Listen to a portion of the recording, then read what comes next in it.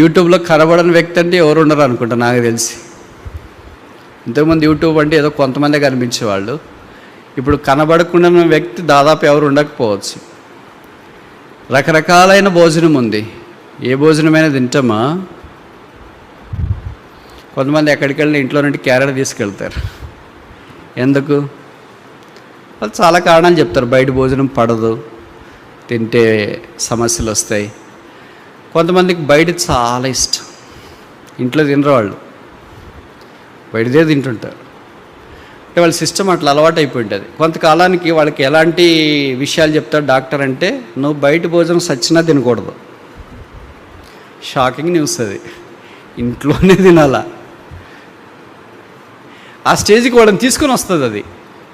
అందుకే కొంతమంది ఇంట్లో భోజనానికి అలవాటైన వాళ్ళు బయట రకరకాల భోజనం తిన్నప్పుడు వాళ్ళకి ఫుడ్ పాయిజనింగ్ అయిపోయి వాంతులు వచ్చి, విరేచనాలు వచ్చి, మంచం పడిపోయి, అది పడిపోయి, ఇది పడిపోయి, బ్రదర్ ఇంక బయట తినరు. ఎంత చక్కగా పానీపూరి కనిపించినా, చాట్ బండారు కనిపించినా, ఇంకే అలాడుతున్న మాంసపు ముక్కలు కనిపించినా, ఏం కనిపించినా నోరు కట్టేసుకొని, గొంత కట్టేసుకొని ఇంటికి వచ్చి సామాన్యమైన భోజనం తింటారు. ఏమని? బహుశా అక్కడ వేసేది అవి ఇవన్నీ సిస్టమ్కి సూట్ కావు.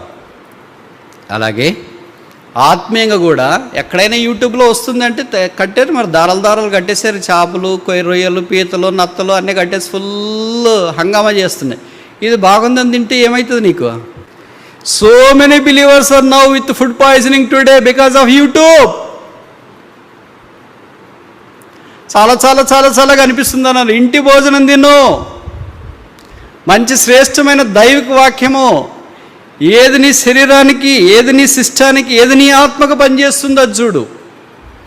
అలా కాకుండా రంగరంగులకి ఎట్లాంటి వాళ్ళకైనా శోధన వస్తుంది. ఇప్పుడు బయటకు వెళ్తూ ఉంటే మంచి జంక్షన్లో పెట్టింటారు కదా, చాట్ బండారు, పానీపూరి, తర్వాత ఏంటి బాబిక్యూలని ఈ మధ్యలో కొత్తగా వచ్చినాయి. ఇవన్నీ పెట్టినప్పుడు ఏమనిపిస్తుంది? వద్దు అనుకున్న వాళ్ళకి కూడా అక్కడికి వచ్చిన వెంటనే unable to resist the temptation. అలాగే ఆత్మ సంబంధమైన విషయాల్లో కూడా వద్దు అనుకుని ఏదో ఛానల్ వినాలని ట్రై చేస్తాం. అందుకే కదా home food is the best. ఇది బవాచికి, ప్యారడైజ్కి అన్నిటికి మించి నువ్వు ప్రతిరోజు అదే తిన్నావు, ఏమైంది నీకు? దేవుని మందిరానికి వెళ్ళి ఏం చేస్తున్నారు వాళ్ళు? సరదాగా మన మాదిరి కూర్చుంటున్నారా? సెల్ఫీలు తీసుకుంటున్నారా? వాళ్ళేం కట్టుకొని వచ్చారు, వీళ్ళేం పెట్టుకొని వచ్చారు, వాళ్ళేం ఇస్తారు, వీళ్ళేం తీసుకెళ్తారు. ఇది మనకి యాక్చువల్గా మందిరానికి వచ్చిన చాలామంది పరిసయ్యులు ఏదే చేస్తుంటారు. ఇంకోసారి చెప్పనా, మందిరాల్లో సుంకర్లు తక్కువ, పరిసయ్యులు ఎక్కువ. అప్పుడు ఆరంభ దినాల్లో సుంకర్లు ఎక్కువ ఉండేవాళ్ళు, పరిసయ్యులు తక్కువ ఉండేవాళ్ళు. ఇప్పుడు పరిసయ్యుల శాతం ఎక్కువ పెరిగింది. ఇంక మూడో రకం ఏంటంటే, బయట సుంకరి వెళ్ళి ఉంటారు. అన్నా దేవా, లోపల ఎవరు ఉంటారంటే పరిసయ్యుడు ఉంటాడు. నేను వారానికి 2 సార్లు ఉపవాసం ఉంటాను, దశమ భాగం ఇస్తున్నా, అసలు నేనంటే ఎవరు అనుకుంటున్నా, ఏం కథ అది ఇదని లోపల పరిసయ్యుడు, బయట ఇది డ్యూయల్ సిమ్. కానీ పలానా కారణం ఆయన కనిపిస్తే ఇష్టం లేదు, ఈవిడ కనిపిస్తే ఇష్టం లేదు, వాళ్ళ బాటలు పడితే ఇష్టం లేదు, వీళ్ళు నడిపిస్తే ఇష్టం లేదు, ఏదో కొన్ని కారణాలు పెట్టుకుంటాం కదా. ఆ కారణాలు బట్టి మానేస్తే నష్టపోయేది నీ ఒక్కడివైతే పర్లేదు. గుర్తుపెట్టుకోండి, దేవుని జనమా, క్రైస్తవుల, మీరొక్కళ్ళే కాదు, మీతో పాటు చాలామంది నష్టపోతారు. ముఖ్యంగా మీ కుటుంబం నష్టపోతుంది. బాధలు ఎప్పుడు ఒకటే బాధ ఎప్పుడు ఒకటే రాదు. చాలామంది స్నేహితులు ఉంటారు, ఒక వాట్సాప్ గ్రూప్ క్రియేట్ చేసుకుంటుంది. బాధలు అనేది గ్రూపులుగా వస్తుంది. కష్టం కూడా ఎప్పుడు ఒకటే రాదు, దానికి కూడా ఒక వాట్సాప్ గ్రూప్ ఉంటుంది, దాని పేరే కష్టాలు. శ్రమ కూడా ఎప్పుడు ఒకటే రాదు, దానికి కూడా ఒక వాట్సాప్ గ్రూప్ ఉంటుంది. కనుక కష్టము, శ్రమ, బాధ వీళ్ళంతా వాట్సాప్ గ్రూపులు క్రియేట్ చేసుకొని గుంపులుగా వస్తుంటారు. మొదటిది 132వ కీర్తన 1వ వచనం. యెహోవా దావీదునకు కలిగిన బాధలన్నింటినీ అతని పక్షమున జ్ఞాపకం చేసుకొనుము. David's afflictions. దావీదు బాధ కాదు, ఏకవచనం కాదు, బాధలు ఎప్పుడు ఒకటే బాధ ఎప్పుడు ఒకటే రాదు. చాలామంది స్నేహితులు ఉంటారు, ఒక వాట్సాప్ గ్రూప్ క్రియేట్ చేసుకుంటుంది. బాధలు అనేది గ్రూపులుగా వస్తుంది. కష్టం కూడా ఎప్పుడు ఒకటే రాదు, దానికి కూడా ఒక వాట్సాప్ గ్రూప్ ఉంటుంది, దాని పేరే కష్టాలు. శ్రమ కూడా ఎప్పుడు ఒకటే రాదు, దానికి కూడా ఒక వాట్సాప్ గ్రూప్ ఉంటుంది. కనుక కష్టము, శ్రమ, బాధ వీళ్ళంతా వాట్సాప్ గ్రూపులు క్రియేట్ చేసుకొని గుంపులుగా వస్తుంటారు. దావీదుకు కూడా అలాంటి బాధలు వచ్చినాయి, వాటిని జ్ఞాపం చేసుకున్నామని కోరాడు. ఈ కీర్తనలో దేవుడు జ్ఞాపం చేసుకోమని మనిషి చేసిన అర్ధనాదం 5 సందర్భాల్లో కనిపిస్తుంది. నేను ఇప్పుడు అన్ని చెప్పని సమయ అద్దబాటును బట్టి ముందుకెళ్ళటానికి ప్రయత్నం చేస్తాం. రెండవది 10వ వచనం, 132వ కీర్తన 10వ వచనం. నీ సేవకుడైన దావీదు నిమిత్తము నీ అభిషేక్తునికి విముఖుడవై ఉండకము. డేవిడ్స్ అనాయింటింగ్, దావీదు యొక్క అభిషేకం మనకు బాగా తెలుసు. సమూయేలు ద్వారా దేవుడు దావీదును అభిషేకించడానికి ఇష్టపడ్డాడు కనుక దావీదు ఇప్పుడు అభిషేక్తుడు. అక్షరానుసారంగా ప్రవచనాత్మకంగా దావీదు కుమారుడైన యేసుక్రీస్తు ప్రభువారిని గూర్చిన సంగతి కూడా భవిష్యత్తు జ్ఞాపం చేయవచ్చు. మూడవది 132వ కీర్తన 12వ వచనం. యెహోవా సత్య ప్రమాణము దావీదుతో చేసెను, ఆయన మాట తప్పనివాడు. దేవుడు అందరితో ప్రమాణాలు చేయడు, అందరితో మాట్లాడు కూడా. ఎవరు ఆయనకి సమీపాన దగ్గరలో ఉంటారో వారితో దేవుడు మాట్లాడతాడు. ఎవరు ఆయనతో ప్రమాణం చేస్తారో వాళ్ళతో ఆయన ప్రమాణం చేస్తాడు. మనం ఆయనతో ఏం ప్రమాణం చేయకుండా ఆయన మనతో ప్రమాణం చేస్తాడు అని అనుకోవడం బహుశా అపోహేమో. 28వ అధ్యాయం ఆదికాండంలో యాకోబు దేవునితో ప్రమాణం చేసినాడు, అంటే మొరక్కున్నాడు. దేవుడు ఆయన మొక్కుబడులు అంగీకరించి యాకోబు విషయంలో కూడా సహాయం చేశాడు. ఇక్కడ దావీదు కూడా దేవునితో ప్రమాణం చేసినాడు, నా కళ్ళకు నిద్ర రా, నేను పడక మీదకి వెళ్ళను. ఇలాగ దేవుడు ఆయనతో కూడా సత్య ప్రమాణం చేశాడు. కనుక డేవిడ్స్ అఫెక్షన్ అంటే ఆయనకున్న మక్కువ జ్ఞాపకం చేస్తుంది. 4వది 17వ వచనం, 132వ కీర్తన 17వ వచనం. అక్కడ దావీదునకు కొమ్ము మొలువ చేసేదను. దావీదు కొమ్మే యేసు ప్రభు అని మనకు తెలుసు. డేవిడ్స్ అథారిటీ, దావీదు యొక్క అధికారం, ఆయనే కొమ్ము, ఆయనే యేసుక్రీస్తు ప్రభు, ఆయనే వేరు చిగురు, ఆయనే దావీదు కుమారుడు అని మనం ఎరుగుదాం. కనుక ఇవన్నీ యేసుక్రీస్తు ప్రభువే దేవాలయము అనే ప్రవచనాత్మకమైన సందేశాన్ని పాత నిబంధనలోనే పరిశుద్ధాత్మ దేవుడు మనకు జ్ఞాపం చేస్తున్నాడు. ఇప్పుడు దావీదు కలిగిన ఈ 4 అనుభవాల్లో మనం ఎక్కడున్నాం? మనకు మొదట అథారిటీ రావాలంటే మిగతా 3 ఉండాలి. Afflictions, anointing, affection. ఇవి లేకుండా అథారిటీ ఉండదు. మనం ఏంటంటే రివర్స్ అంటే మనకు చాలా ఇష్టం కదా ఏదైనా, కనుక రివర్స్లో వస్తుంటాం. మొదట అథారిటీ స్టార్ట్ చేస్తాం, అధికారం స్టార్ట్ చేస్తే ఇక మిగతా 3 మనకి ఏముండవు. దావీదు అలా కాదు. Those who have gone through the afflictions of God can only have authority over the God appointed church. Those who have not tasted the taste of the affliction have no power to execute their authority. That's what the psalm says. అదే ఈ కీర్తన మనకు జ్ఞాపం చేసే సత్యం. ఎవరు రక్షణ పొందినామో వారికి ఇవ్వబడే మాట ఏంటంటే, ఆయన నివాస స్థలములకు పోదుమరండి. Come let's go to the tabernacles of God. ఇది ఇక్కడే ఇవ్వబడింది ఆహ్వానము, ఇంతకుముందు ఎక్కడ లేదా అని అంటే బైబిల్లో కొన్ని సందర్భాల్లో రాయబడుతూ వచ్చింది. నేను ఒక 5 సందర్భాలు మాత్రం చూపించి ముగించడానికి ప్రయత్నం చేస్తాను. మొదటిది 35వ అధ్యాయము ఆదికాండం 3వ వచనం. Genesis chapter 35 verse 3. ఆదికాండం 35:3.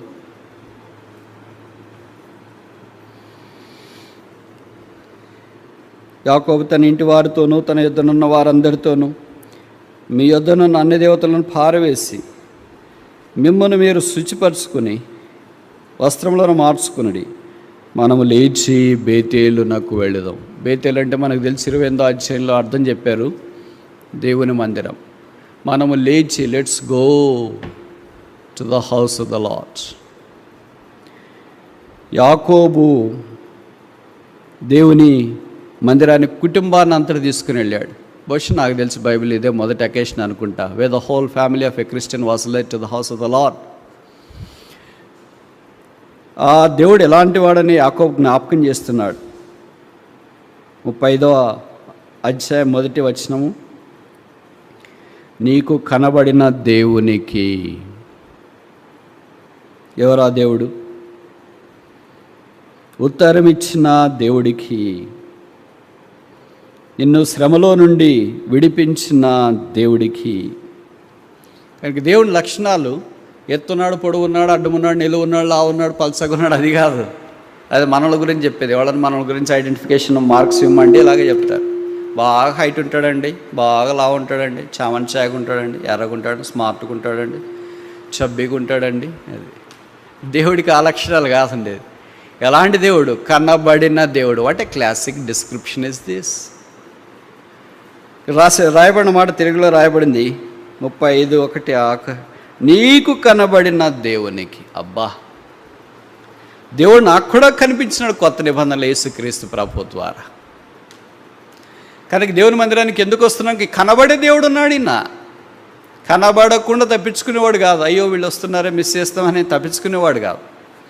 అలాగే మనం కింద వచనాల్లో చూస్తే ఉత్తరం ఇచ్చిన దేవుడికి. ఇంక 28వ అధ్యాయంలో మాట్లాడిన దేవుడికి. కనుక this God is not dead God. ఆయన మృతుడైన దేవుడు. ఇంకా అలాగే కనబడకుండా మాట్లాడకుండా ఒక పెట్టెలో పెట్టుబడిన దేవుడు కాదు, ఆయన కనబడే దేవుడు. కనుక దేవుని మందిరానికి ఎందుకు వెళ్తామంటే ఆయన కనబడే దేవుడు. అక్కడ మనం ఆయన చూస్తాం. హైదరాబాద్ లాంటి పట్టణంలో ఎప్పుడో స్టార్ట్ అయితే ఎప్పుడో చేరుతాం. మీటింగ్ ఒక మునుపు స్టార్ట్ అయితే మీటింగ్ అయిపోయిన తర్వాత చేరుతుంటాం. ఏమంటే మధ్యలో ట్రాఫిక్ ఉంది, ఒక్కోళ్ళు ఒక్కో రకంగా ఉంటారు. కానీ this is the first incident which I believe the whole family was led to the house of the lord in spite of tough situations. ఎందుకంటే దేవుని యొక్క కనబడిన దైవము, మాట్లాడిన దైవము, ఉత్తరమిచ్చిన దైవం, ప్రత్యుత్తరం ఇచ్చిన దైవం, ఆ దైవాన్ని యాకోబు పూర్తిగా రుచి ఇచ్చినాడు. అందుకే మీరు గమనించినారు లేదు, 132వ కీర్తనలో యాకోబు పేరు ఎందుకు వచ్చింది? మిగతా వాళ్ళు చాలా పేర్లు ఉన్నాయి కదా, రావచ్చు కదా. అబ్రాం పేరు రాయొచ్చుగా, ఇస్సాకు పేరు రాయొచ్చుగా, మోషే పేరు రాయొచ్చుగా. ఇద్దరు పేర్లు నాకు తెలిసి అక్కడ రాసిండేది మనుషుల పేర్లు. ఒకటి దావీదు, రెండవది యాకోబు. యాకోబు అని ఎందుకు రాశారు? ఇశ్రాయేల్ అని రాయొచ్చుగా. పై కీర్తనలో అంతా ఇశ్రాయేల్ అని రాశారు. యాకోబు అని ఎందుకు రాశారు మరి? యాకోబు అని బైబిల్లో ఆదికాండం తర్వాత ఎక్కడ రాయబడిన ఏమని అర్థం అంటే, God's grace goes to the depth of a person like Jacob. యాకోబు లాంటి వ్యక్తి దగ్గరకు కూడా దేవుని యొక్క కృప అంత లోతుకు వెళ్ళగలదని జ్ఞాపకం చేస్తుంది. ఒక మోసగాడి దగ్గరకు కూడా దేవుని యొక్క కృప వెళ్ళగలదు. ఇజ్రాయేలు అనే పేరు ఎక్కడ రాసినారో, ఇశ్రాయేలు నీ భాగ్యం ఎంత గొప్పది, ఇశ్రాయేలును కాపాడువాడు కునుకడు నిద్రపోడు అని ఇశ్రాయేల్ అని ఎక్కడ రాశారో అక్కడ దాని అర్థం ఏంటంటే, God's grace goes to the height of a person who stands before God. దేవుని ఎదుట ఒక వ్యక్తి నిలబడినప్పుడు దేవుని యొక్క కృప అంత అపరిమితంగా వెళుతుంది. అందుకే 32వ అధ్యాయం మనకు తెలుసు కదా, దేవుడి యొక్క పేరు మార్చి ఆదికాండంలో ఇశ్రాయేలు అని పేరు పెడుతూ వచ్చింది. యాకోబు బలిష్ఠుని కంటే దేవుని కృప అంత సామాన్యమైన వ్యక్తి దగ్గరకు కూడా వెళ్ళింది కదా. And there is no base person as was he. ఆయన కంటే ఇంకా తక్కువైన వ్యక్తి బహుశా దినాల్లో లేడేమో అన్నట్టుగా దేవుని యొక్క కృపను దేవుడు ఆయనకు రుచింప చేస్తూ వచ్చినాడు. Who knows the taste of the grace of God better then Jacob. ఏశావుకు దేవుని యొక్క కృప యొక్క రుచేమో తెలియదు, బహుశా ఇస్సాకు కూడా తెలియదేమో. యాకోబు దేవుని యొక్క కృప రుచి తెలుసు కనుక యాకోబు బలిష్ఠునికి, యాకోబు దేవుని నామము, యాకోబు అనే పదాల కీర్తనలో మనకు మరలా పదే దొర్లడం స్పష్టంగా మనం చూస్తాం. ఇక్కడ 132వ కీర్తనలో దేవుని మందిరం అనే వెంటనే యాకోబు పేరు అనేది జ్ఞాపకం రావడానికి బహుశా కారణము ఈ 35వ అధ్యాయం ఆదికాండం గుర్తొచ్చిందేమో దావీదుకి అనుకుంటా. మనకు గుర్తురావు కానీ ఇవన్నీ కాంటెస్ట్లు, అవుట్ ఆఫ్ కాంటెస్ట్ అయిపోయిన తర్వాత గుర్తొస్తుంది మాకు బోధకులకు. అరే ఈ రెఫరెన్స్ చెప్పింటే బాగుండా, మిస్ అయింది. రాసుకున్నా కూడా మాకు మిస్ అవుతాయి, వాళ్ళకి రాసుకోకున్నా కూడా గుర్తొస్తాయి. అందుకే అపోస్తుల కార్యంలో చూడండి ఎంత చక్కగా అని దావీదు పలికెను అని. 2వ కీర్తన దావీదు రాసినాడని మనకు తెలియదు, వాళ్ళ అపోస్తుల కార్యాలు చెప్తేనే మనకు దావీదు రాసినాడని తెలుస్తుంది. అలాగ మొదటి కీర్తన, అలాగే మిగతా కొన్ని దావీదు పేరు లేని కీర్తనలు కొత్త నిబంధనలో వాళ్ళు సైట్ చేసేటప్పుడు దావీదు సెలవు ఇచ్చింది కదా అని రాసినారు. కనుక వాళ్ళు రాసిన దాన్ని బట్టి ఓహో దీన్ని మానవ రచయిత దావీదు అనే సంగతులు మనకు తెలుస్తూ ఉన్నాయి. కనుక ఇక్కడ విషయం ఏంటంటే, బహుశా దావీదుకి ఇది గుర్తొచ్చి దేవుని యొక్క మందిర విషయమై ఎంత పట్టింపు కలిగిన యాకోబు కుటుంబాన్ని అంతటినీ తీసుకుని వెళ్ళటానికి ఇష్టపడుతూ వచ్చింది. కనుక దేవుని ప్రజలమైన మనం కూడా ఇప్పుడని కాదు, మీరు ఎప్పుడు ఓపెన్ చేస్తే అప్పుడు, మీకు ఎప్పుడు కన్వీనియంట్ అయితే అప్పుడు, మీకు ఎప్పుడు కన్వీనియంట్ కాలేదనుకోండి మీ ఇష్టం, మనం దేవుని నివాస స్థలమునకు వెళుదాము రండి. యాకోబు తన కుటుంబాన్ని తోడుకొని వచ్చినాడు. దేవుడు తన విశ్వాసాన్ని బట్టి కుటుంబాన్ని కూడా ఆశీర్వదించాడు. దేవుడు ఇలా చేసే సమర్థుడు. మనం ఏంటంటే అందరికి స్వేచ్ఛ వదిలేస్తాం, వస్తే రావచ్చు లేకపోతే లేదు, కొడుకు వస్తే రావచ్చు లేకపోతే లేదు, కూతురు వస్తే రావచ్చు లేకపోతే లేదు, భర్త వస్తే రావచ్చు లేకపోతే లేదు, భార్య వస్తే రావచ్చు లేకపోతే లేదు, మీ ఇష్టం.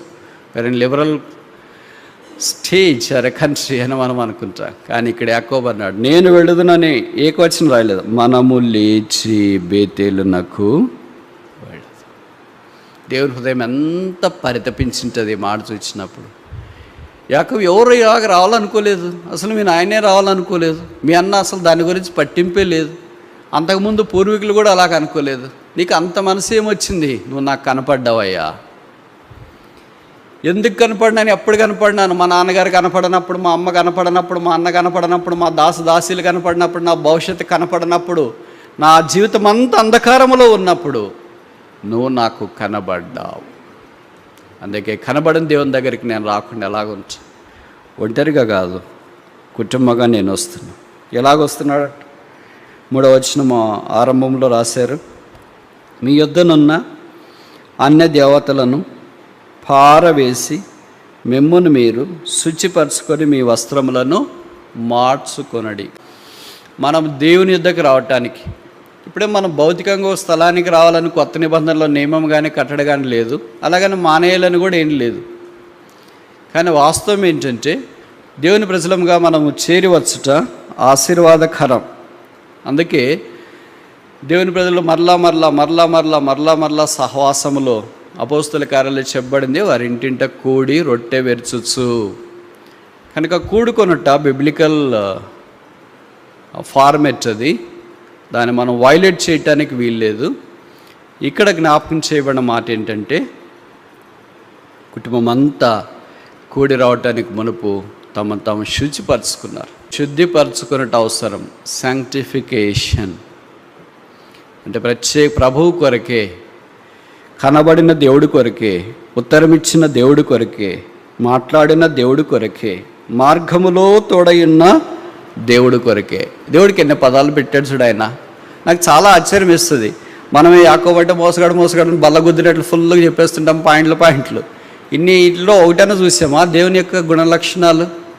మార్గములో తోడయున్న దేవుడు అన్నాడు, ఉత్తరమిచ్చిన దేవుడు అన్నాడు, శ్రమదినమందు ఆదుకున్న దేవుడు అన్నాడు, తర్వాత కనబడిన దేవుడు అన్నాడు. ఎన్ని పేర్లు పెట్టాడు సాల్. ఆయనకేమో బాధినాల్లో బైబిల్ లేదు, ఇలాగ బైబిల్ ఉంటే సర్లే ఏదో కంటతా చేసుకుని వచ్చి చెప్పేస్తున్నాడు అని అనుకోవటానికి. ఇవాళ ఆల్ ఎక్స్పీరియన్స్. మనకి we have theory and nil experience, they have all experience, no theory. ఎవరు గొప్ప ఉందా మరి? వాళ్ళేగా. వాళ్ళు దేవుని అలాగ అనుభవిస్తూ వచ్చినారు. అందుకే కుటుంబం అంతా దేవుని సన్నిధిలో కనబడాలని ఆశపడ్డాడు. పవిత్రపరచబడ family, sanctified family. Every church must be sanctified family. Every family must be sanctified as it comes to flock around the Lord's name. ప్రభు నామము చుట్టూ చేరి వచ్చినప్పుడు ఆ కుటుంబం అంతా ఆ మలిన వస్త్రాలు, అన్యదేవతలు కానివి, అపవిత్రమైనవన్నిటినీ తొలగించుకొని రావాలని కోరబడుతున్నా. మన అన్ని దేవతలు తీసివేయబడకపోతే ఎలా? మన అపవిత్రత కడగబడకపోతే ఎలా? మన బలహీనతలకు శుద్ధీకరించబడకపోతే ఎలా? కనుక మొదటిది ఏంటంటే, యాకోబు జీవితం ద్వారా మనకు నేర్పించబడేది, యాకోబులో ఎన్నో బలహీనతలున్నా దేవుడు తిరిగి ఆ కుటుంబాన్ని కట్టాలని కోరాడు. ఒక్కని విధేయతను బట్టి దేవుడు ఆ కుటుంబం అంతటిని ఆశీర్వదించినట్లు వాక్యాలను మనం చూస్తాం. ఆయన నివాస స్థలములకు పోదము రండి. రెండవ సందర్భము 122వ కీర్తన మొదటి వచనం. Psalm 122 verse 1.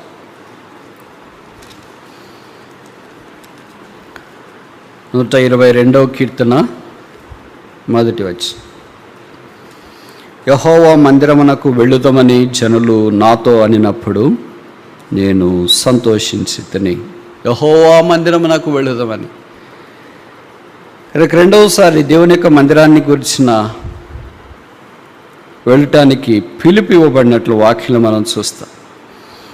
ఇది ఎన్వలప్ సామ్ అంటాం. అంటే అదే మాటతో ఆరంభించబడి అదే మాటతో ముగించబడుతుంది. ఆరంభించబడిన మాట ఏంటంటే యెహోవా మందిరం, ముగించబడే మాట ఏంటి? మన దేవుడైన యెహోవా మందిరం నిమిత్తము నీకు మేలు చేయ ప్రయత్నించి. దేవుని మందిరం యొక్క ప్రాశస్త్యతను గురించి 122వ కీర్తన జ్ఞాపకం చేస్తుంది. ప్యారలల్గా 122, 132 ఉంచుకొని చదివినప్పుడు ఆ దేవుని మందిర విషయమై దేవుడు ఎంత పట్టింపు కలిగి ఉన్నాడో మన జ్ఞాపకం చేయబడే సత్యాలని మనం ఎరగదు. బహుశా 122వ కీర్తన దేవుని ప్రజలు దాని మొదలుకొని బెర్షెబా దాకా వెళ్తూ ఉంటే కొంతమంది బహుశా మార్గంలో ఇంకా అక్కడికి వెళ్ళక మునిపే బహుశా దావీదుకు బాగలేదేమో, వెళ్ళలేకపోతున్నాడేమో, అనారోగ్య పరిస్థితిలో ఉందేమో, అందుకే ఆయన చూడటానికి మనలాంటి వాళ్ళు కొంతమంది వెళ్ళారు. వెళితే చూసిన తర్వాత బహుశా దావీదు అడిగాడేమో వాళ్ళు, ఏంటి ఇలాగొచ్చేసారు అని. మనమైతే చాలా కారణాలు చెప్తాం. ఏం కారణాలు? అసలు మిమ్మల్నే చూడాలని వచ్చామన్నా, నేను అంత కళ్ళ వచ్చారు అందుకే చూసేస్తామన్నా. అంత వట్టిదే, అబద్ధాలు. ఇది లాంగ్వేజ్ మనం నేర్చుకుంటాం కదా వాళ్ళని ప్లీజ్ చేయటానికి. వాళ్ళు అలాగే చెప్పలేదు, మిమ్మల్నే చూడటానికి వచ్చినామని చెప్పలేదు. మందిరానికి వెళ్ళాలని వచ్చినాము, మీకు బాగలేదని తెలిసింది, అందుకే చూసిపోదామని వచ్చినాము అని చెప్పి. అప్పుడు ఆయన అన్నాడు, మీరంతా వెళ్ళే భాగ్యం ఉంది మీకు, అయితే నేను ఇప్పుడు వెళ్ళే స్థితిలో లేనేమో, అందుకే యెహోవా మందిరమునకు వెళ్ళుదామని జనులు నాతో అనినప్పుడు నేను సంతోషించింది. మనమైతే ఏం చెప్తే ఏం వెళ్తే ఏం లేదు అక్కడ, ఊరికే అంత హంగామా, ఏం లేదు బ్రదర్, అంత శూన్యం బ్రదర్. చాలామంది ఇట్లా డిస్కరేజ్ చేసేవాళ్ళు చాలామంది ఉన్నారు ఈ దినాల్లో. మీకు తెలియదేమో, వాళ్ళంతా మాకే కనిపిస్తుంటారు. వాళ్ళకి స్టేజ్ ఇచ్చినప్పుడు మాత్రం అయ్యో బ్రదర్ ఎట్లుంది బ్రదర్, కర్మేలో కొండ మాదిరి ఉంది బ్రదర్ అంటారు. వాళ్ళకి స్టేజ్ ఇకపోతే ఏం లేదంట brother, waste, don't go there అని చెప్తే ఏదోలే పర్వాలేదు అనుకోవచ్చు. వాళ్ళు వేరే చెప్తారు ఇంకోటి.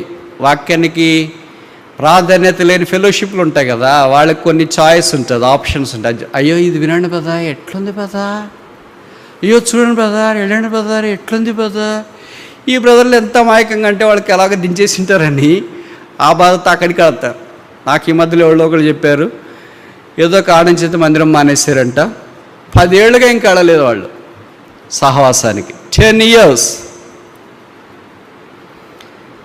కానీ దేవుడు ఎంత నమ్మకస్తుడంటే, అంటే నేను ఈ మాట చెప్తున్నాను, మీరు కూడా మానేయండి, అలాగ దేవుడు నమ్మకస్తుడు కదా అనే కాదు దీని అర్థం.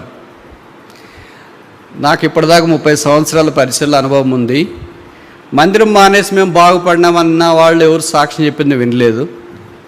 మందిరానికి వెళ్ళి చెడిపోయినామని సాక్ష్యం చెప్పిన వాళ్ళది కూడా నేను ఎవరిది వినలేదు. నేను చెప్పే మాటలు మీకు అర్థమవుతున్నాయి అనుకుంటా, ఆన్లైన్లో వాళ్ళకి ముఖ్యంగా. మందిరం మానేసి మేము బాగుపడినాము అన్న వాళ్ళది నేను వినలేదు. మందిరంకి వెళ్ళి మేము చెడిపోయినాము అనే వాళ్ళ సాక్ష్యం కూడా వినలేదు. బైబిల్లో కూడా అలాంటిది లేదు, వాస్తవ చరిత్రలో కూడా అలాంటిది లేదు.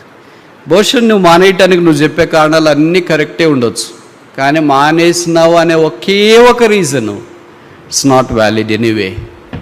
అది వాస్తవం కాదు, అది నిజమైన కారణం కాదు. దేవుని యొక్క వాక్యం జ్ఞాపం చేసేది ఏంటంటే మానొద్దు. ఏదో అనారోగ్య పరిస్థితి ఉంటే మానవేస్తే, ఉద్యోగాన్ని బట్టి, జాబ్ డ్యూటీస్ని బట్టి మానవేస్తే ప్రభువుకి అది తెలుసు. కానీ పలానా కారణం ఆయన కనిపిస్తే ఇష్టం లేదు, ఈవిడ కనిపిస్తే ఇష్టం లేదు, వాళ్ళ బాటలు పాడితే ఇష్టం లేదు, వీళ్ళు నడిపిస్తే ఇష్టం లేదు, ఏదో కొన్ని కారణాలు పెట్టుకుంటాం కదా. ఆ కారణాలు బట్టి మానేస్తే నష్టపోయేది నీ ఒక్కడివైతే పర్లేదు. గుర్తుపెట్టుకోండి, దేవుని జనమా, క్రైస్తవుల, మీరు ఒక్కళ్ళే కాదు, మీతో పాటు చాలామంది నష్టపోతారు. ముఖ్యంగా మీ కుటుంబం నష్టపోతుంది, మీ భర్త, మీ భార్య, మీ పిల్లలు నష్టపోతారు. ఇలాంటి నష్టపోయిన కుటుంబాలు నేను చాలా చూశాను. స్టోరీలుగా చెప్పొచ్చు, కానీ ఇది భవిష్యత్ సమయం కాదనుకుంటా. నష్టపోయిన వాళ్ళని చెప్పి నిరుత్సాహపరచడం అభిమతం కాదు, ఉద్దేశం కాదు. అలాంటి నష్టంలోనికి వెళ్లకుండా దేవుని మందిరమునకు వెళుదాం జనులు అంటే, అయ్యో మీరు వెళ్ళండి, నాకు అనారోగ్యాన్ని బట్టి నేను రాలేకపోతున్నానని చెప్పగలిగితే ఎంత బాగుండు. కానీ నెగిటివ్ స్పిరిట్, ఏం వెళ్తారులే, వాళ్ళేం చెప్తారులే, వీళ్ళేం చెప్తారులే, ఆయన ఏం పాడతారులే, వీళ్ళేం ఉంటారులే, అంతా వాళ్ళదేలే, ఇదేం లేదు కదా, నువ్వు వెళ్ళేం లాభము, ఎక్కడికి వెళ్తే మంచిది కదా, అక్కడ నీకు చూపిస్తారు కదా, ఇక్కడ నీకు చేస్తారు కదా. ఇవన్నీ వట్టి మాటలు, ఇవన్నీ కొండెములాడు మాటలు. ఎందుకు యాకోబు బేతేలుకి వెళ్తానని చెప్పాడు? ఆయనకేం పాటలు ఇస్తారా అక్కడ, వాక్యం ఇస్తారా అక్కడ, కానుకలు ఇస్తారా అక్కడ, చెక్ పవర్ ఉందా అక్కడ? ఎందుకు వెళ్తానన్నాడు? మరి కనబడిన దేవుడు అక్కడ ఉన్నాడు, తోడైన దేవుడు అక్కడ ఉన్నాడు, మార్గంలో సహాయం చేసిన దేవుడు అక్కడ ఉన్నాడు. ఆ దేవుని ద్వారా పిలువబడిన ప్రజలు సమూహం అక్కడ ఉంది. ఈ దృక్పథం ఉన్నంత దాకా దేవుని ప్రజలు ఆశీర్వాదంలో ఉంటారు. ఎప్పుడైతే ఈ దృక్పథాన్ని తీసివేసుకొని భౌతికంగా కనపడే దృశ్యాలన్నీ ఎప్పుడు చూస్తారో అప్పుడు క్రమేణా వారు నష్టంలోనికి జారిపోతున్నారన్న సంగతి మర్చిపోకూడదు. 122వ కీర్తన, దేవుని మందిరానికి వెళ్ళి ఏం చేస్తున్నారు వాళ్ళు? సరదాగా మన మాదిరి కూర్చుంటున్నారా? సెల్ఫీలు తీసుకుంటున్నారా? వాళ్ళేం కట్టుకొని వచ్చారు, వీళ్ళేం పెట్టుకొని వచ్చారు, వాళ్ళేం ఇస్తారు, వీళ్ళేం తీసుకెళ్తారు. ఇది మనకి యాక్చువల్గా మందిరానికి వచ్చిన చాలామంది పరిసయ్యులు ఏదే చేస్తుంటారు. ఇంకోసారి చెప్పనా, మందిరాల్లో సుంకర్లు తక్కువ, పరిసయ్యులు ఎక్కువ. అప్పుడు ఆరంభ దినాల్లో సుంకర్లు ఎక్కువ ఉండేవాళ్ళు, పరిసయ్యులు తక్కువ ఉండేవాళ్ళు. ఇప్పుడు పరిసయ్యుల శాతం ఎక్కువ పెరిగింది.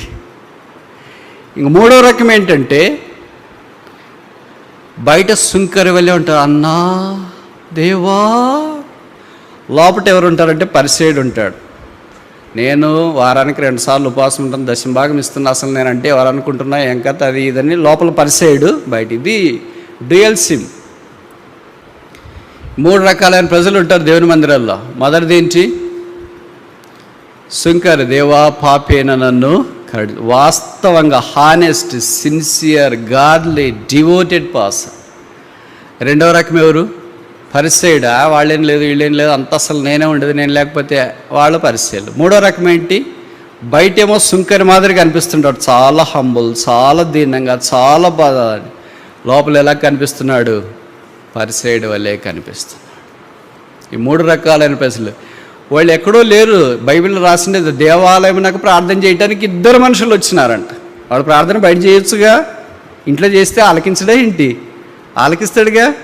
అది దేవాలయానికి ప్రార్థన చేసేకి వచ్చేవాడు అంటే, ప్రార్థన చేసేకి వచ్చినాడంటే, స్పెషల్ మీటింగ్కి వచ్చినాడు, యానివర్సరీకి వచ్చినాడంటే దాని వాళ్ళు కూడా వచ్చింటారులే అని అనుకోవచ్చు.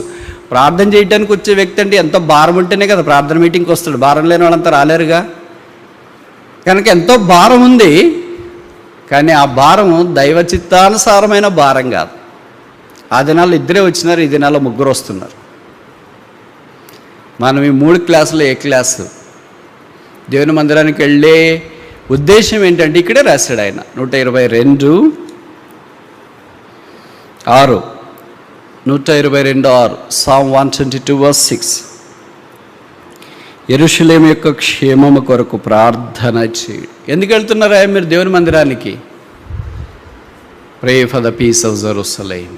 యెరూషలేము క్షేమము మీ క్షేమం అయ్యుడను గాక. ఎంత దైవికంగా మాట్లాడుతున్నాడు చూడండి దావీదు వచ్చిన వాళ్ళతో. ఎక్కడైనా ఇక్కడైనా అంటే యాజకులు బాలేరయ్యాడు, బలిపీఠం బాలేదు, ఉన్నదంతా తీసుకుని తింటున్నా, అది ఇది ఏదన్నా చర్చ చేత మాట్లాడినాడా? ఏం మాట్లాడలేదు. యెరూషలేము క్షేమం కొరకు ప్రార్థన చేయండి, ఆ క్షేమం మీ క్షేమం అవుతుంది, యెరూషలేము ప్రాకారాల్లో నెమ్మది ఉంటుంది. ఎంత పదాలు! What a glorious interaction with God's people. మనం కూడా దేవుని ప్రజల్ని ఇలాగ ప్రోత్సహిస్తే ఎంత బాగుంటుంది, ఇలాగ దైవత్వంలోనికి వాళ్ళని నడిపిస్తే ఎంత బాగుంటుంది. క్షేమాన్ని గురించి మాట్లాడడం, ప్రార్థనను గురించి మాట్లాడడం, ప్రేమను గురించి మాట్లాడడం, నెమ్మదిని గురించి మాట్లాడడం, కృతజ్ఞతాస్తుతుల గురించి మాట్లాడడం, సంతోషాన్ని గురించి మాట్లాడడం, శాస్త్రంలోని గురించి మాట్లాడడం, చివరికి సింహాసనాన్ని గురించి మాట్లాడడం. If only our speech is seasoned with all these ingredients, how tasty it would be. ఎమ్మీ. అయితే మన స్పీచ్లో ఇలాగ ఉండదే. ఎందుకు వెళ్తారు, ఎన్ని అక్కడేముంది ఇక్కడేముంది, అంతా మా దగ్గరే ఉంది అన్నట్టుగా మనం మాట్లాడేస్తుంటాం. కనుక రెండవది మన జ్ఞాపకం చేసేది ఏంటంటే, go to the house of the lord for the supplication. ప్రార్థన చేయటానికి దేవుని మందిరానికి వెళ్ళాం. నివాస స్థలమునకు వెళుదము రండి. మొదటిది శాంక్టిఫికేషన్, పరిశుద్ధంగా దేవుని మందిరానికి. రెండవది ప్రార్థనా భారంతో దేవుని మందిరమునకు వెళదాము రండి. మూడవది ప్రసంగి 5:1, ప్రసంగి 5:1, నీవు దేవుని మందిరమునకు పోవున్నప్పుడు నీ ప్రవర్తన జాగ్రత్తగా చూచుకొనము. ఈ ప్రవర్తన అంటే ఇంకో మాటలో చెప్పాలంటే 2 రకాలు ఉంటుంది. దేవునితో మన ప్రవర్తన, మనుషులతో మన ప్రవర్తన. దీన్నే మన సర్వీస్ అంటాం. రోమపత్రికలో పౌలు రాశాడు, సమాజంలో ఎలాగుండాలా, దేవుని సంఘములో ఎలాగుండాలి, ముష్కర్లైన యజమానులు మన మీద బాధ్యతలై ఉన్నప్పుడు వాళ్ళతో ఎలాగుండాలా, దైవాత్మ కలిగిన వారు మన దగ్గర ఉన్నప్పుడు వారితో కలిసి ఎలాగుండాలా అనే సంగతులు రాశాడు. దీనికి మనం ఒక పేరు పడదామా? ద సర్వీస్, పరిచర్య ధర్మము. ఆ పరిచర్య ధర్మం ఏంటో ప్రసంగి 5లో కొన్ని మాటలు రాశాడు. నోరు, బలి, హృదయం, మొక్కుబడి, ఇవన్నీ పరిచర్యలో భాగాలు. కనుక బలి ఎప్పుడు వస్తుందో ఇక్కడ రాయబడింది, బుద్ధిహీనుడు అర్పించినట్లుగా బలి అర్పించుట కంటే సమీపించి ఆలకించుట శ్రేష్ఠ. బలి అర్పించేవాళ్ళు ఎవరున్నారంట ఆ దినాల్లో? మంచివాళ్ళే కొంతమంది బలి బుద్ధిహీనులు కూడా అర్పిస్తున్నారు. మొదటి బుద్ధిహీనంగా బలి అర్పించింది ఎవరు? ఆదికాండం 4వ అధ్యాయం మనకు తెలుసు కదా, కయ్యూన్. ఆయన కూడా బలి అర్పించినాడు. అని బైబిల్ ఏం చెప్తుందంటే బుద్ధిహీనుడు బలి అర్పించింది. కనుక బలి అర్పించే వాళ్ళంతా ఏబెల్లాంటి బుద్ధిమంతులనేం కాదు.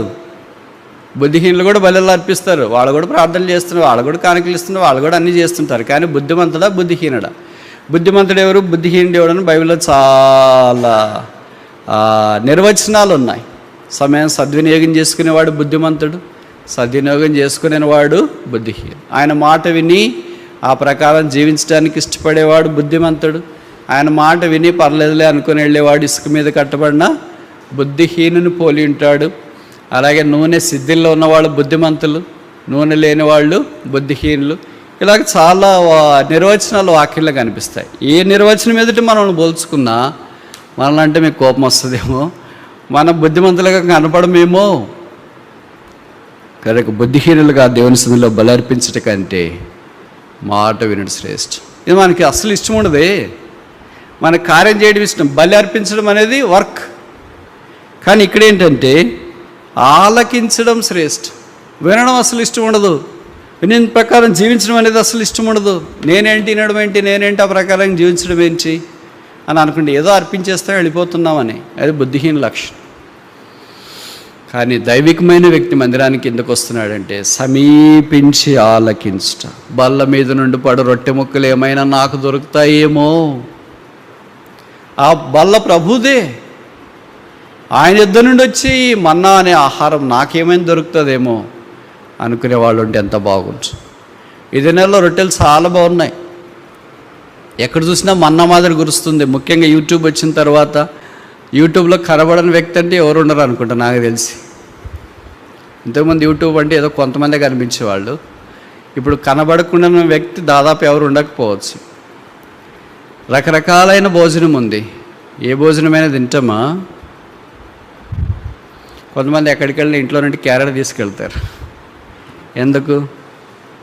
వాళ్ళు చాలా కారణాలు చెప్తారు. బయట భోజనం పడదు, తింటే సమస్యలు వస్తాయి. కొంతమందికి బయట చాలా ఇష్టం, ఇంట్లో తినరు వాళ్ళు, బయటదే తింటుంటారు. అంటే వాళ్ళ సిస్టమ్ అట్లా అలవాటు అయిపోయి ఉంటుంది. కొంతకాలానికి వాళ్ళకి ఎలాంటి విషయాలు చెప్తారు డాక్టర్ అంటే, నువ్వు బయట భోజనం సచ్చినా తినకూడదు. షాకింగ్ న్యూస్ అది, ఇంట్లోనే తినాలా. ఆ స్టేజ్కి వాళ్ళని తీసుకొని వస్తుంది అది. అలాగే కొంతమంది ఇంట్లో భోజనానికి అలవాటైన వాళ్ళు బయట రకరకాల భోజనం తిన్నప్పుడు వాళ్ళకి ఫుడ్ పాయిజనింగ్ అయిపోయి వాంతులు వచ్చి విరేచనాలు వచ్చి మంచం పడిపోయి అది పడిపోయి ఇది పడిపోయి బ్రదర్ ఇంక బయట తినాలి. ఎంత చక్కగా పానీపూరి కనిపించినా, చాట్ బండారు కనిపించినా, ఇంకే అలాడుతున్న మాంసపు ముక్కలు కనిపించినా, ఏం కనిపించినా నోరు కట్టేసుకొని గొంత కట్టేసుకొని ఇంటికి వచ్చి సామాన్యమైన భోజనం తింటారు. ఏమని? బహుశా అక్కడ వేసేది అవి ఇవన్నీ సిస్టమ్కి సూట్ కావు. అలాగే ఆత్మీయంగా కూడా ఎక్కడైనా యూట్యూబ్లో వస్తుందంటే కట్టారు, మరి దారాలు కట్టేశారు. చేపలు, రొయ్యలు, పీతలు, నత్తలు అన్నీ కట్టేసి ఫుల్ హంగామా చేస్తున్నాయి. ఇది బాగుందని తింటే ఏమవుతుంది నీకు? చెప్పరేంటి? ఇంట్లోనే సామాన్యమైన భోజనం మీద తింటావు, ఆరోగ్యంగా ఉంటావు. అక్కడ బాగుందని ఒక్క పూటే తినేసి వస్తావు. ఎక్కువ పూటలు కూడా కాదు, ఒక్క పూట తినేసి వస్తేనే రాత్రంతా నిద్ర పట్టకుండా ఇంకా బాత్రూము ఇల్లు, బాత్రూము రూము, బాత్రూము రూము రోవా అంత తిరిగి ఉదయం అయిపోయిన తర్వాత అయ్యో బ్రదర్ నీరసం వచ్చేసింది సెలైన్ ఎక్కిస్తారు. Food poisoning. So many believers are now with food poisoning today because of YouTube. చాలా చాలా చాలా చాలాగా అనిపిస్తుంది అన్నారు. ఇంటి భోజనం తిను, మంచి శ్రేష్టమైన దైవిక వాక్యము, ఏది నీ శరీరానికి, ఏది నీ శిష్టానికి, ఏది నీ ఆత్మకు పనిచేస్తుందో అది చూడు. అలా కాకుండా రంగరంగులకి ఎట్లాంటి వాళ్ళకైనా శోధన వస్తుంది. ఇప్పుడు బయటకు వెళ్తూ ఉంటే మంచి జంక్షన్లో పెట్టింటారు కదా, చాట్ బండారు, పానీపూరి, తర్వాత ఏంటి బాబిక్యూలని ఈ మధ్యలో కొత్తగా వచ్చినాయి. ఇవన్నీ పెట్టినప్పుడు ఏమనిపిస్తుంది, వద్దు అనుకున్న వాళ్ళకి కూడా అక్కడికి వచ్చిన వెంటనే unable to resist the temptation. అలాగే ఆత్మ సంబంధమైన విషయాల్లో కూడా వద్దు అనుకుని ఏదో ఛానల్ వినాలని ట్రై చేస్తాం. అది వచ్చిన వెంటనే ఎట్లుందో ఒక్కసారి చూస్తాములే అని అనుకుంటావు, చూసినావు, ఆ తర్వాత ఏమవుతుందో నీకే తెలుస్తుంది. అలాగే ఎంతోమంది నష్టపోయారు. బుద్ధిహీనంగా దేవుని సన్నిధిలో ప్రవర్తించడానికి పూనుకోవద్దు. దేవుడు నీకు ఇచ్చిన ఆత్మ సంబంధమైన ఆహారాన్ని, పైనుండి పంపించిన ఆహారాన్ని శ్రద్ధతో సమీపించి ఆలకించుట శ్రేష్టమా అని ఇక్కడ రాసి. It's best. అందుకే కదా home food is the best.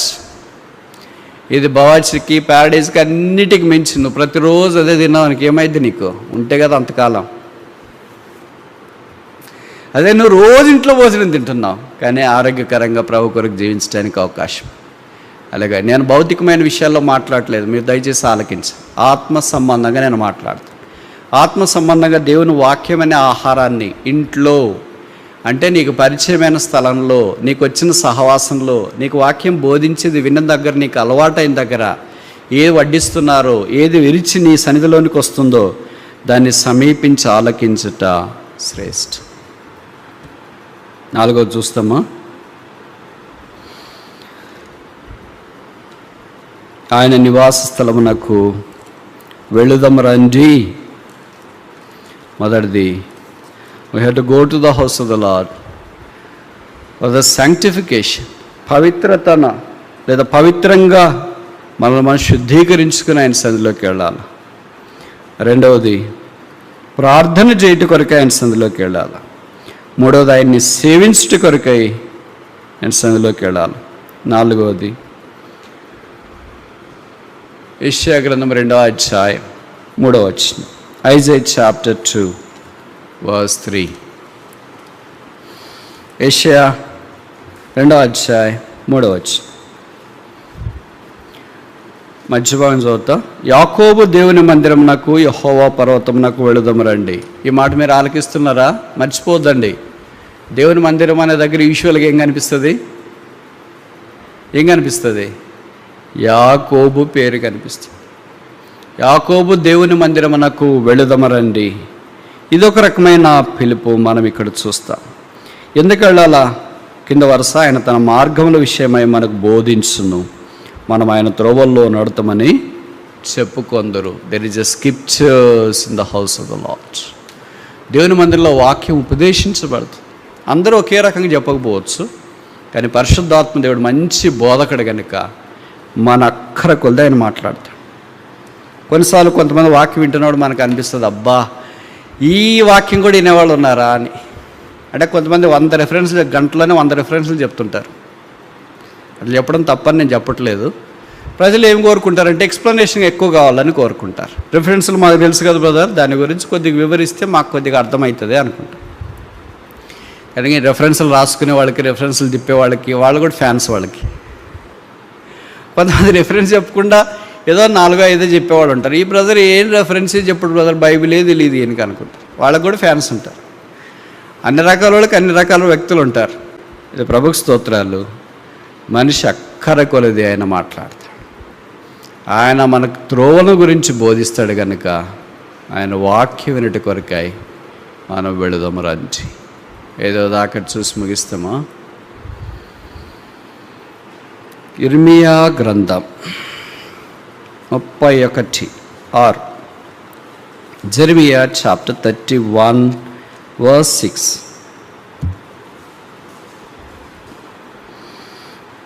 31:6. ఎఫ్రాయిము పర్వతాల మీద కావలి వారి కేక వేసి, సియోనకు మన దేవుడైన యెహోవా యొద్దకు పోవుదము రండని చెప్పు దినము నిర్ణయమాయెను. కనుక దేవుని యొద్దకు పోవుదము రండి. ఇదే మనకు జకర్యా 8:21 కూడా దాదాపు ఇదే మాటలే కనిపిస్తున్నాయి. జకర్యా 8వ అధ్యాయము 21వ వచనం. ఒక పట్టణపు వారు మరొక పట్టణపు వారి యొద్దకు వచ్చి ఆలస్యం చేయక యెహోవాను శాంతపరచుటకును సైన్యములకు అధిపతిగా యెహోవాను వెదకుటకును మనం పోదము రండి అని చెప్పగా వారు మేమును వత్తమనిరి. అనేక జనములను బలము గల జనులను యెరూషలేములో సైన్యములకు అధిపతిగా యెహోవాను వెదకుటకు యెహోవాను శాంతపరచుటకును వత్తురు. ఎంత చక్కగా రాశారు కదా ఈ మాటలు. దేవుని కొరకు కొంత త్యాగం చేసుకొని, కొంత సమర్పించుకొని రావడము కూర్చోవడం అంత తేలికేం కాదు. It involves little sacrifice. ఎన్నో అడ్జస్ట్ చేసుకోవాలా, వర్క్ అడ్జస్ట్ చేసుకోవాలా, టైం అడ్జస్ట్ చేసుకోవాలా, పరిస్థితులను అడ్జస్ట్ చేసుకోవాలా. అయినా మనం దేవుని మందిరమునకు వెళుదాం రండి. వారు ఆ మాటకు స్పందించి వారు వస్తున్నట్లు వాక్యంలో మనకు జ్ఞాపకం చేయబడుతుంది. కనుక 132వ కీర్తన 7వ వచనంలో ఆయన నివాస స్థలములకు పోదము రండి. 5 పిలుపులు చూసాం దేవుని మందిరానికి వెళ్ళేది. మొదటిది యాకోబు ఇచ్చిన పిలుపు, the call of Jacob to the family, let's go to the house of the Lord. బేతేలు నాకు వెళుదాము రండి. విత్ శాంక్టిఫికేషన్, ఫర్ శాంక్టిఫికేషన్, పరిశుద్ధపరచబడి పరిశుద్ధతలోనికి. 122వ కీర్తన మొదటి వచనంలో, let's go to the house of the Lord. I was glad when they said unto me, let's go to the house of the Lord. దేవుని మందిరమునకు వెళుదాము రండి అని వారు నాతో చెప్పినప్పుడు నేను సంతోషించి తిని. ఎందుకు వెళ్ళాలి వాళ్ళు? యెరూషలేము క్షేమం కొరకు ప్రార్థన చేయడి. Pray for the peace of Jerusalem, supplication. 3వది ప్రసంగి 5:1 ప్రకారం దేవుని మందిరంలో సమీపించి ఆలకించుట శ్రేష్ఠ. So there is a service involved. అక్కడ చేయగలిగిన పని మనం చూస్తున్నాం. 4వది యెషయా గ్రంథము 2వ అధ్యాయం 3వ వచనంలో దేవుని మందిరమునకు వెళుదాము రండి. ఆయన మనకు త్రోవలు తెలియజేస్తాడు, వాక్యం బోధిస్తాడు. మనం ఆ ప్రకారంగా జీవించడానికి అవకాశం ఉంటుంది. దెర్ ఈజ్ స్క్రిప్చర్స్, అక్కడ వాక్యం ఉంది. 5వది ఆఖరిది ఇరవై 31:6లో మనం చూసిన దేవుని యొద్దకు వెళుదాము రండి. దేవుని మందిరమునకు వెళుదాము రండి. కారణం ఏంటంటే మనము కొంత సమర్పణ చేసి త్యాగము చేయవలసిన వారమే. కనుక 132లో ఆయన నివాసస్థలములకు పోదము రండి. ఇవన్నీ రంగరించి అపోస్తలుడైన పౌలు బహుశా హెబ్రీ పత్రిక 10వ అధ్యాయంలో సామాన్యంగా రాసినాడు. ఆ దినము సమీపించుకొలది, మీరు సమాజముగా కూడుట మానక, seize not to gather together. కనుక అన్నీ కలిపి అక్కడ ఫోకస్ చేస్తున్నాడు. రోజులు గడిచే కొలది దేవుని ప్రజలమైన మనం కూడా వీలైనప్పుడు, పరిస్థితులు అనుకూలించినప్పుడు దేవుని ప్రజలుగా చేరి వచ్చి అక్కడ రాయబడిన కింద వరుస 132 కింద 7వ వచనం 2వ వరుస, ఆయన పాదపీఠం ఎదుట సాగిలపడదాం. కనుక మనం వచ్చే దేవుని మందిరము ఆయన పాదపీఠం. ఆ పాదపీఠం దగ్గర ఉంచు ఆధ్యాత్మికమైన ఆశీర్వాదం మనం పొందాలని దేవుడు కోరుతున్నాడు. ఆయన నివాస స్థలమునకు వెళుదాము రండి.